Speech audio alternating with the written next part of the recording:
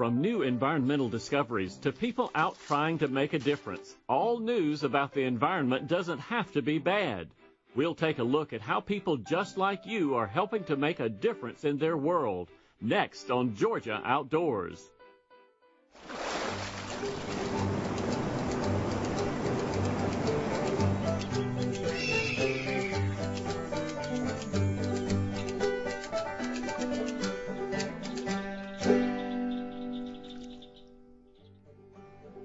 Funding for Georgia Outdoors has been made possible by a grant from Mary Hall Singleton and by the Imlay Foundation.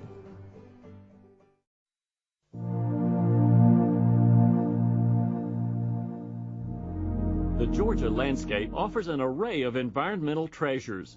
From the cars we drive to the houses we build, our actions have a major impact on this fragile tapestry of life. Issues like pollution, habitat loss, and disappearing natural resources concern conservationists everywhere, but all environmental news is not bad. Coming up later in the program, we'll find out about the American chestnut tree, thought virtually extinct for decades. A new Georgia discovery could return this majestic tree to our forests. But first, we'll take a look at a few ways you can make a huge difference in our environment, right in your own backyard.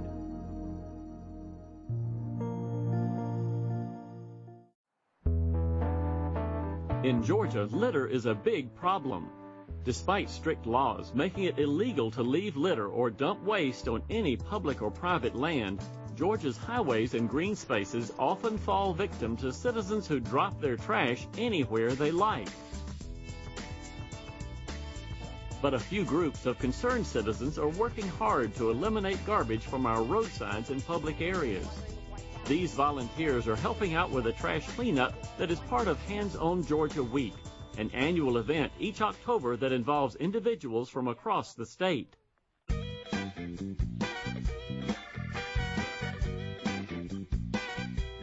Hands On Georgia Week was created to promote volunteerism. We want to encourage volunteerism year-round, but Hands On Georgia Week is an opportunity to emphasize what can happen around the state in a single week.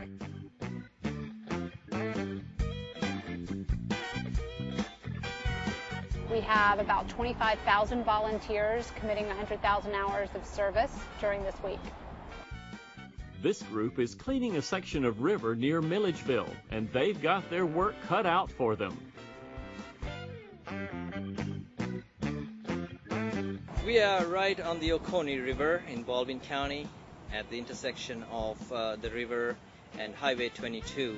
And the project itself involves the cleanup of the general vicinity underneath the bridge where a lot of trash is collected. Hands On Georgia Week brings out all sorts of volunteers. I'm in a class for environmental education, and we all came out here to just help clean up the river. We've been grabbing bottles, cans, clothes, you name it.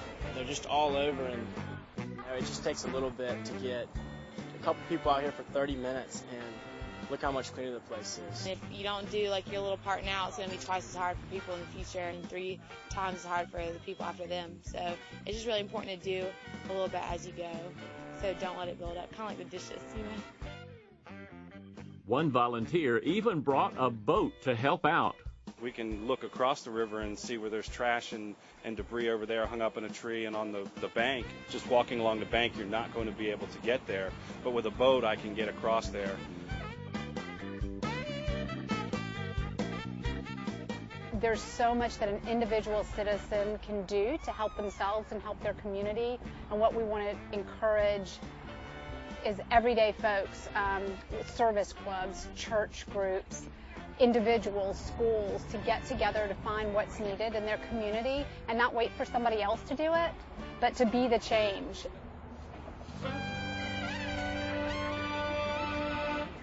While Hands On Georgia Week happens in the fall, in the spring there's another statewide event to get involved with, the Great American Cleanup. The Great American Cleanup is basically any litter prevention, solid waste reduction, or beautification event during the months of March, April, and May every single year. and it depends on the community which type of event that may include. We tagged along with a group pitching in around Smyrna. It's a wet spring morning, but these volunteers don't seem to mind. Keep Smyrna Beautiful is a local affiliate of Keep America Beautiful. We've been around for 22 years. Today was our Great American Cleanup event. We have this every year. The weather has been slightly uncooperative, but it turned out to be just fine. Groups arrive at the recycling center here in Smyrna to pick up their bags and their gloves. We have safety vests and litter getters. Then they go off and disperse to their adopted area. There are many community service programs that are a part of the Great American Cleanup. Warren Brown is a teenager participating in Adopt a Mile. Adopt a Mile is a program that was started by the state DOT in Georgia, and we piggybacked off of that to have our Adopt a Mile program here in Smyrna. The volunteers agree to pick up the mile at least 4 times a year. They can do it more often if they like. I'm out here today with my mom and Amy, who goes to Campbell High School. Warren has been doing yard work and things in the neighborhood and kind of made him aware of what's out on the streets and all. And this opportunity came up, and he wanted to do some community service. And when he realized he could adopt a mile on his own, it made him excited. And you know, he would like to get some of his friends out here to help him. I think it's great to see the whole road clean. Like, I drive a lot to go to school, and it's really nice just to see a beautiful city when I come in.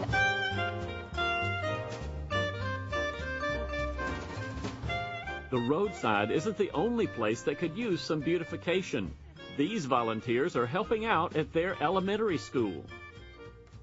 Right now we're just cleaning. We're going to start probably picking up trash along the front of the school and then put some mulch. And then I'll make my way to the side and see if they need any help over there. Well, school pride is number one, and students like to be proud of where they go to school. Parents like to be proud of where they send their children to school. So it's very important that our school look good on the inside, but look very well on the outside, so that we look like we're a place that we're welcoming and inviting to everybody that comes along.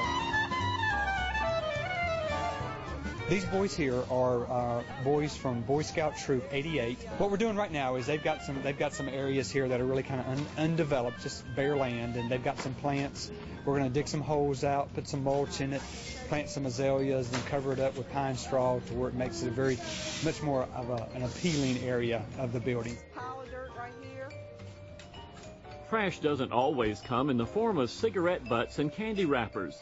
This group of ROTC students is helping to collect a more cumbersome form of garbage, electronics. There are literally millions of computers that are needing to be disposed of, but they contain hazardous materials and have to be handled in a proper way.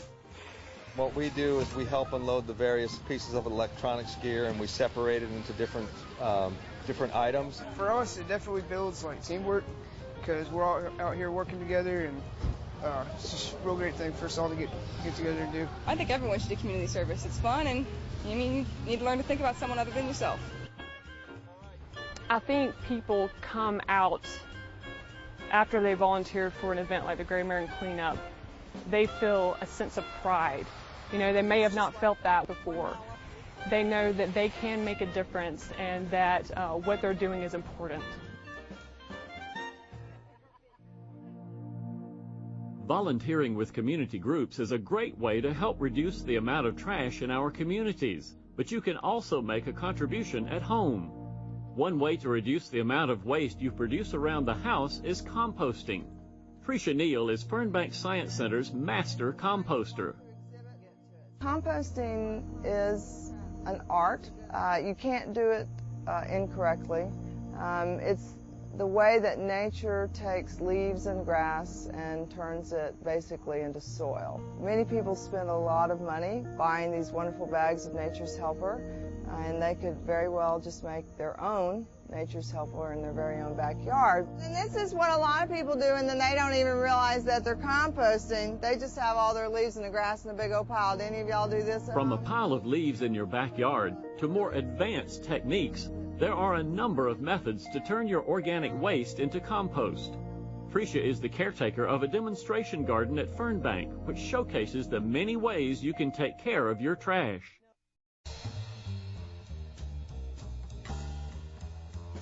Okay, I'm going to show you the proper way to build a compost pile. If you want to get fast results, this is a good way to do it.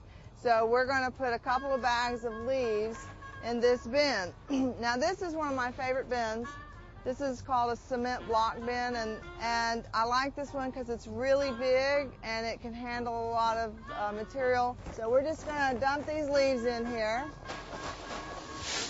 And then I've got a wheelbarrow full of grass clippings.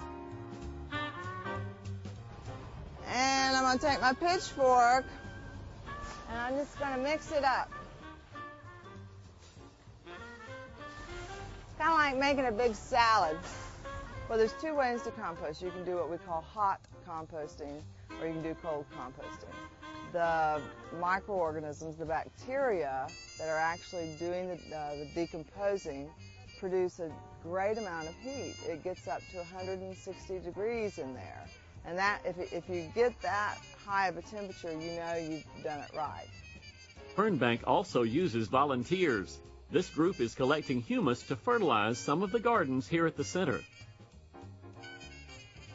All my kitchen waste goes into the compost pile. All the leaf waste goes into the compost pile. Anything that can decompose will do it, and it's not taking up excess space in the landfill.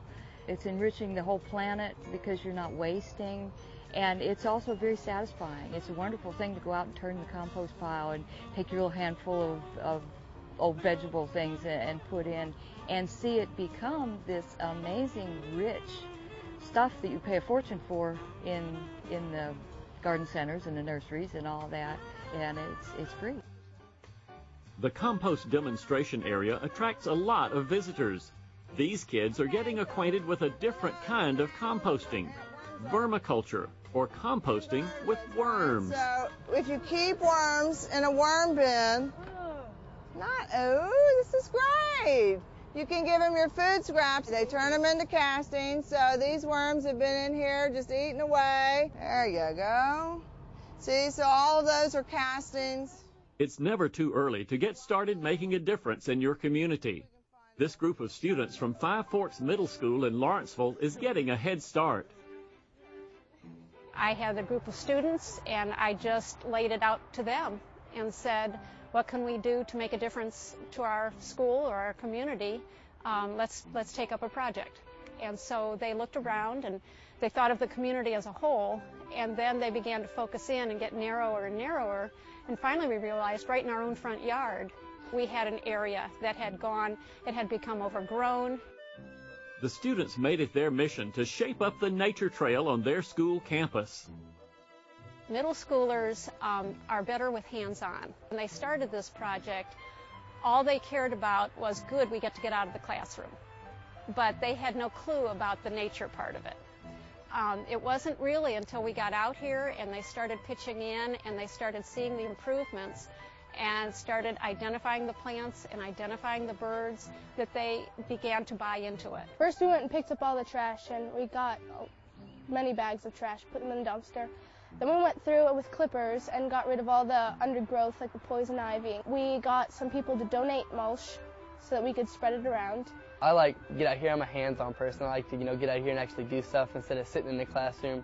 And we do in the classroom, we learn about it, but then we go out here and take what we learned and use it outdoors. I mean, I definitely don't litter anymore like I used to. I mean, after seeing how much was on the trail, it's a big thing to me not to do that, and I stop other people from doing that. I have 5 leaves and a red vine, and when I creep along the ground, I'm often confused. The group with poison also fountain. made it their mission to help out educating other students about the plants and wildlife on the trail, coming up with some fun educational games. We came up with a game to identify plants, and we took pictures of different plants along the nature trail. Wild geranium. Good job. And we wrote up riddles describing the plants, so you read the riddle, find the picture of it, and then go find it along the trail. The Five Forks group decided to enter their project into the annual Youth Environmental Symposium, a competition sponsored each year by the Georgia Conservancy. The symposium encourages school groups like this to get out and get involved in environmental projects. The Five Forks project placed third in the competition, but winning isn't the only reward for this group. We found that it kind of sets a great example for the community, that kids our age are willing to help the environment like this, and maybe they would do the same. While these kids are learning how to care for the environment in this way, other Georgia citizens are working to make sure all school children have healthy air to breathe on the way to school. Older school buses can emit harmful gases that affect the developing lungs of young children. While newer buses greatly reduce these emissions, older buses continue to emit harmful pollutants. But a recent program, Adopt a School Bus, is working to change that. The Adopt a School Bus program is actually a statewide program. We actually involve a number of different school systems, agencies throughout the state. And what it is an effort to reduce emissions in our school buses to make the pollutants come out of the tailpipe cleaner. School buses, if you've ever been behind one, you know that big black puff of smoke. Actually, there's a filter that can be put on the bus that will eliminate that pollution. And those small particles that come out of diesel, burning diesel for school buses, really can get into the lungs. They can cause everything from asthma attacks to heart attacks. Well, what we've done over the course of the last 3 or 4 years is set it up in a 4-phase process. Initially, we wanted to install catalytic converters on our buses to trap some of the pollution. After that phase, we also went to using the ultra-low sulfur diesel fuel to improve our air quality as well. Right now, we're in the process of purchasing the particulate filters to reduce the amount of emission even more. And on top of that, we've implemented an anti-idling policy. The retrofitted buses cut down on pollutants in a big way. Just watch the difference in taking a clean handkerchief to a bus without the filter compared to the tailpipe of a retrofitted bus. During the 1980s, when I entered into the industry, we could crank up a fleet of buses and you would notice a heavy black cloud of soot. Now, in this new project that we're working on now, those same 300 and some buses, you see literally no soot, no cloud. The type of pollutants that come out of a tailpipe is the smoke that most of us can visually see. But on top of that is invisible pollutants like carbon monoxide, which we know to be very poisonous, hydrocarbons and nitrogen oxides. And the purpose of this program is to try to reduce emissions from all of those. One of the effective ways that citizens, parents can get involved is by contacting their school system administrative officials and let them know that they would like to see their school buses retrofitted, employed with these diesel particulate filters or oxidation catalysts and employing cleaner fuels. School buses are only a small source of pollution in Georgia, but there are other ways you can help. Georgia has some of the longest commute times in the country, and by carpooling, taking public transportation, or working from home when possible, you help make a difference. In general, the air quality is certainly improving in the metro Atlanta areas as well as the state. The Adopt a School Bus is just simply one of those programs, one of the strategies that we have to reduce emission, and it's going to take all of us working together to do that. It's not going to be one simple mechanism or one simple strategy. It's going to be all of us doing the right thing.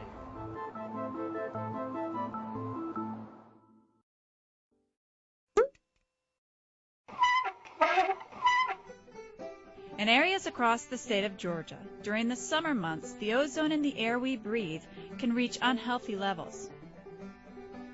Ozone is formed when volatile organic compounds and nitrogen oxides coming from man-made and natural sources react in the presence of sunlight. A major source of these pollutants is the burning of fuels and other combustible materials. The Georgia Environmental Protection Division has identified open burning as a major contributor to the pollutants that form ozone. Therefore, open burning in these areas must be restricted during the summer months. The ban covers 54 counties, including the Atlanta area, and is in effect from May 1st through September 30th each year. For more information on the burn ban, visit this website.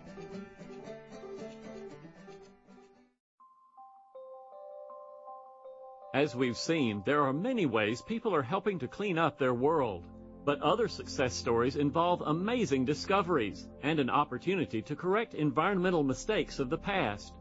One such story centers around the American chestnut tree, once the dominant tree of the eastern deciduous forest. The chestnut tree was known as the redwood of the East. It grew to enormous sizes, 10, 15 feet in diameter, up to 125 feet, majestic crown. In the spring when it blooms, just covered with white flowers, a beautiful sight, quite a majestic tree. The chestnut tree historically was arguably the most important tree in the eastern woodlands. It, in addition to the chestnuts that it produced for both people and animals, the wood was very useful for all kinds of things. It's known as a cradle-to-grave tree. People made cradles out of it, they made coffins out of it, they also made flooring, furniture, fence railing, all kinds of things. In 1904, a disease called chestnut blight was discovered infecting American chestnut trees in New York.